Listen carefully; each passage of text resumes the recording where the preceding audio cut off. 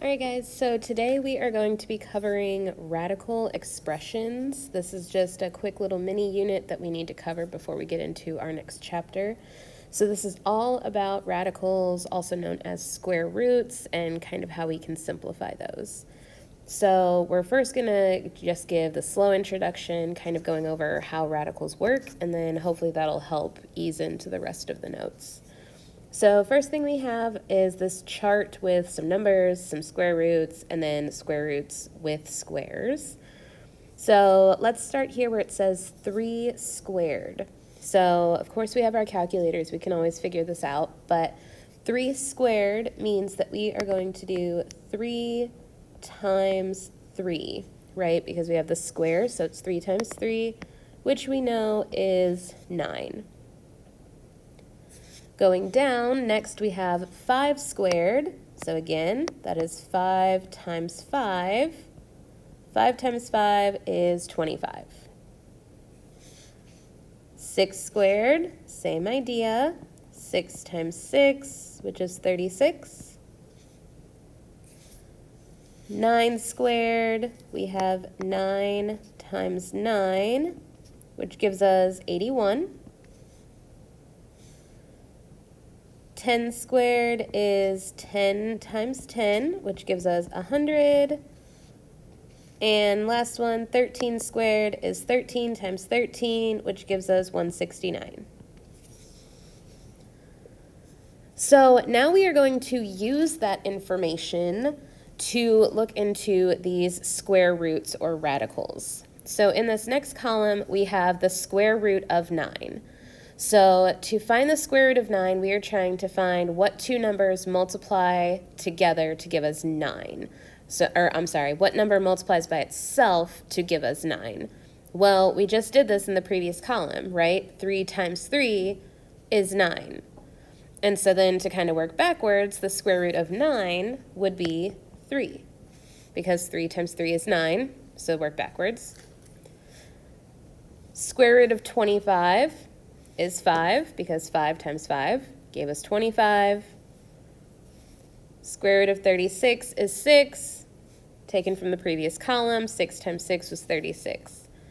And so based off of that, we can just fill out the rest of this from our last column. Square root of 81 is 9, square root of 100 is 10, and square root of 169 is 13.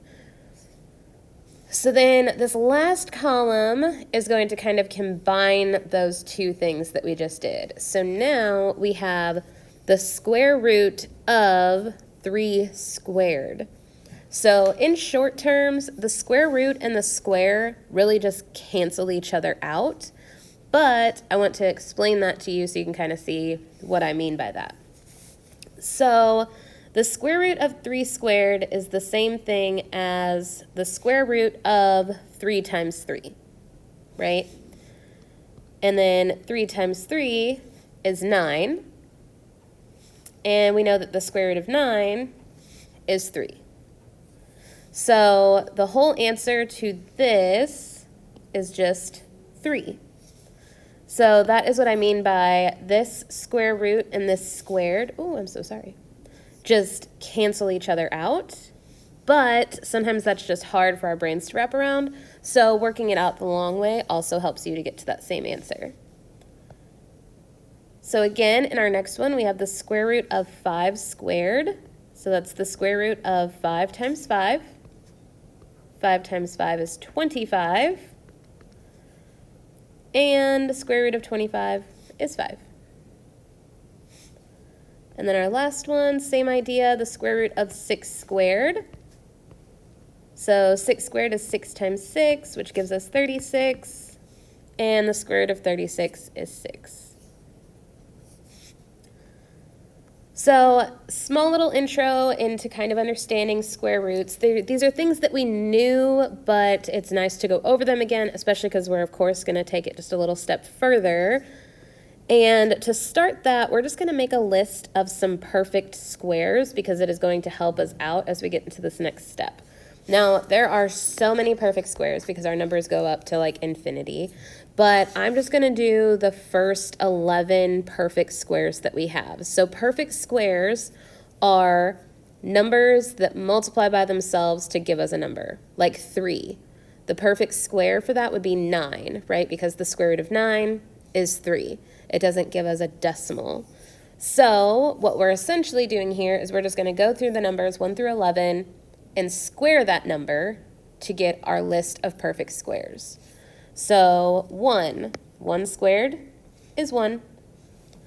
2 squared is 4. 3 squared is 9. 4 squared is 16. 5 squared is 25. 6 squared is 36. 7 is 49. I'm not gonna keep talking these all out. 7, maybe I should have. 7, 8, 9, 10. Oh, no, and then 11. 1, 2, 3, 4, 5, 6, 7, 8, 9, 10, 11. Perfect. So these are all perfect squares. So all of these numbers, if you do the square root of any of these numbers, it is going to give you a whole number. It is not going to give you some decimal. So to kind of prove that, this next set of examples, so we have the square root of 81.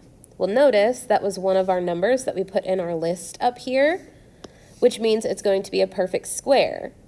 If you don't know it off top of head, of course you have your calculators to kind of help you out with this process, but the square root of 81 is 9. 9 times 9 gives us 81. The next one we have is 121. So 121 also happens to be up on our list of perfect squares, and that is 11. 49 also happens to be up here. The square root of 49 is 7.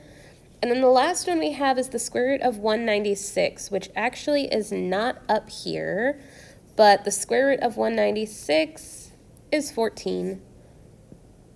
So anytime you see something that says simplify the following, when it comes to these square roots or these radicals, you want whole numbers. You do not want to have decimals whenever it tells you to simplify, unless it says round to the nearest tenth. Outside of that, you will want to keep them as whole numbers. So, again, getting a little further into this, looking at radicals that are not perfect squares. So these last few were nice, square root of 49, 81, 36. Those were all perfect squares. They gave us solid whole numbers, easy to do. Well, now we do ones that are not perfect squares. So this first one we have is the square root of 8. So 8 is not a perfect square. So let's see, 2 times 2 is 4, and then 3 times 3 is 9. So there is no whole number between 2 and 3 that would multiply by itself to give us 8. So we have to simplify this a different way. We do this by using what we call a factor tree. So what you want to do is find two numbers that multiply to give you 8. So 1 and 8 works, but we still have that 8 there, and we're trying to get rid of that. So next we have 2 and 4. So we're going to make a little tree. So we're going to have a branch come off of 8. And we're going to put 2, and then we're going to have another branch, and at the end of that, we're going to put 4. So 2 times 4 gives us 8. The whole point of this factor tree is to get all of our numbers down to a point where they can't be simplified any further. So 2, the only two numbers that multiply to give us 2 are 1 and itself. So we can't go any further with that, so we just leave it. But now 4, we can simplify that further because 2 times 2 is 4. So we make those branches off of 4, and we put a 2 for each branch. So at this point, our lowest branches all have numbers that cannot be simplified any further. So now what we do is we look for pairs. So if you have a pair of numbers that are identical, I like to circle them or highlight them or something just to take note of them. When you have a pair, you take that out. Now when you take it out, you only bring out The one number, you don't write it twice. You just have to have a pair to be able to bring that number outside. And what I mean by outside is currently all of this stuff is really under this radical still. It's just been kind of branched down. So 2 gets to come to the outside, but then this other 2 here doesn't have a partner, so it has to stay inside.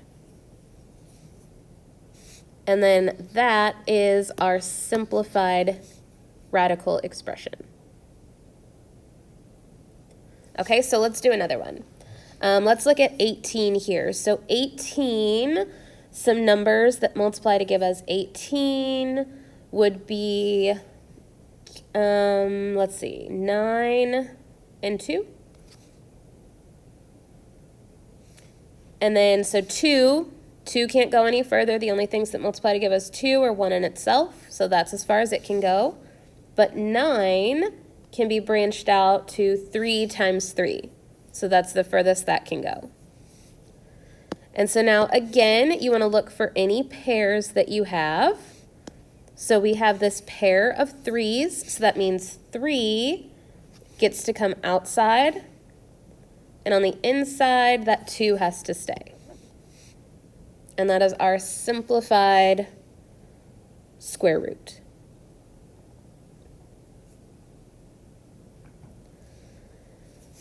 For G, we have the square root of 24, and there is no wrong way to do this. So for instance, 24. 2 times 12 is 24. 3 times 8 is 24. 6 times 4 is 24. All of those are perfectly fine. You can do any of those factors. I'm going to do 8 and 3, but it shouldn't matter because at the end, you should still get the same answer. So then 8, we can factor down to 4 times 2. And then 4 is 2 times 2. So everything at this point, so we have this 3, this 2, this 2, and this 2, they are brought down as far as they can go. We cannot simplify those any further because the only numbers that go into these are 1 and itself. So now we look for pairs. We are always only looking for pairs. So for instance, we have 3 2s here. It does not matter. It always has to be a pair in order for it to come out. So in this case, we just have the 1 2 that gets to come out. But then on the inside, we still have a 2 and a 3. Right? This 2 here and this 3 here do not get to come out. So those two numbers we are going to multiply together. So that gives us 2 root 6 for our simplified radical.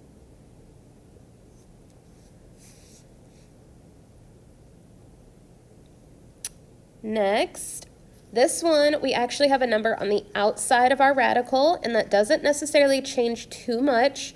It just means that whatever gets brought out will need to be multiplied by that number in front.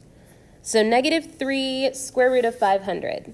So still need to make our factor tree to see what has to come out. Now, in this case, with these larger numbers, this is where those perfect squares come into play very nicely. So 500 is 5 times 100, right? And 100 happens to be a perfect square of 10 times 10. Now, 10, of course, can be brought down further. We can do 2 times 5 and 2 times 5. But since we already have a pair, we have 2 10s, I would not bring that down any further. I would just stop there so that it's just a little less work to have to do later. And then the 5 cannot be broken down any further because the only numbers that go into 5 are 1 in itself. So we have this -3 on the outside, and we are going to multiply it by that 10 that we bring out as well, and then our 5 just stays inside. When we do -3 times 10, we get -30, and our final answer is -30 square root 5.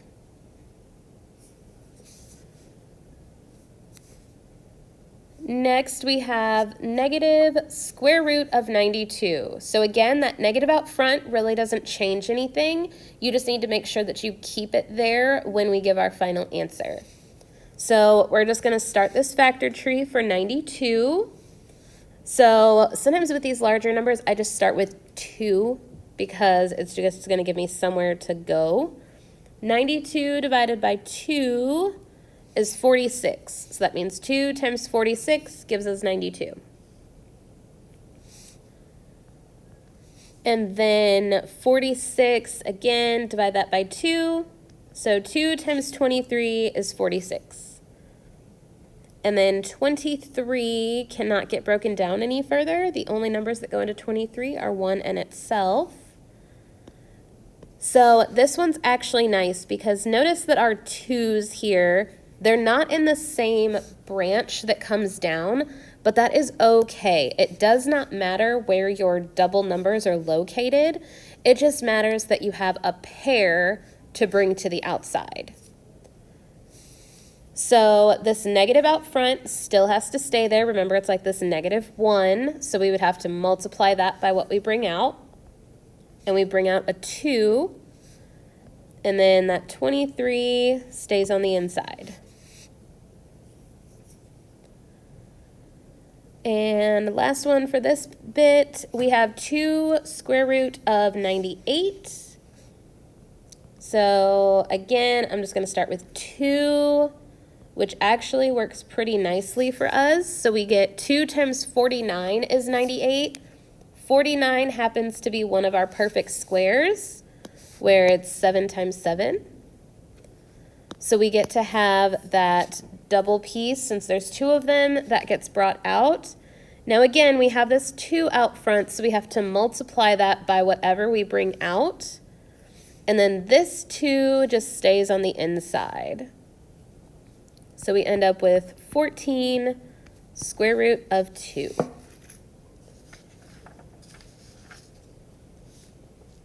So all of this front side of our notes was all about just simplifying, really using those factor trees, just kind of like a single step concept. Well, now we are going to move into multiplying our square roots. So multiplying isn't a super scary concept. In order to multiply your square roots, you just need to multiply the inside of the radical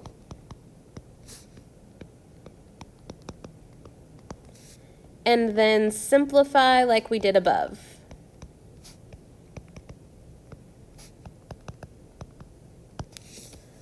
So you just multiply the 2 together, and then you do that factor tree to simplify like we did. So for this first one, we have the square root of 2 times the square root of 5. So sometimes what helps is just putting it all under one radical. So it's just the square root of 2 times 5, which gives us the square root of 10. If that could be simplified, we would want to. However, we really just did everything. The only 2 numbers that go into 10 are 2 and 5. There's no pairs there, nothing to bring out, so it just stays square root of 10. Next, we have the square root of 3 times the square root of 8, which gives us the square root of 24. Now, 24 is one that can be simplified, so you can actually bring it back down the exact same way we just had it, of that 3 times 8, or you can switch it up. So we could do 2 times 12. 12 is 4 times 3, and 4 is 2 times 2. So we have this pair of 2's, so that's going to come to the outside. But then on the inside, we still have this 3 and this 2. Remember, we multiply those together, and we get 2 root 6.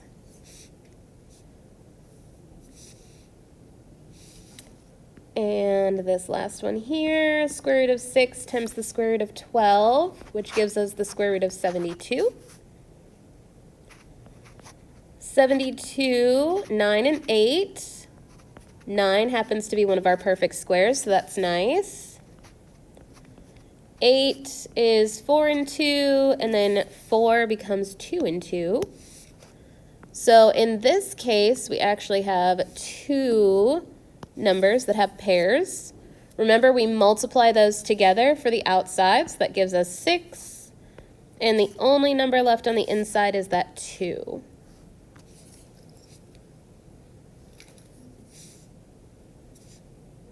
All right, and then so at this point, for these last 3, I am actually just going to give you the answers. And so you can work these out on your own, and then you will work on your homework. So A, the answer you should get is square root of 30. That one kind of just worked out on its own. B, you should get 7. And C, you should end up with 2 root 3.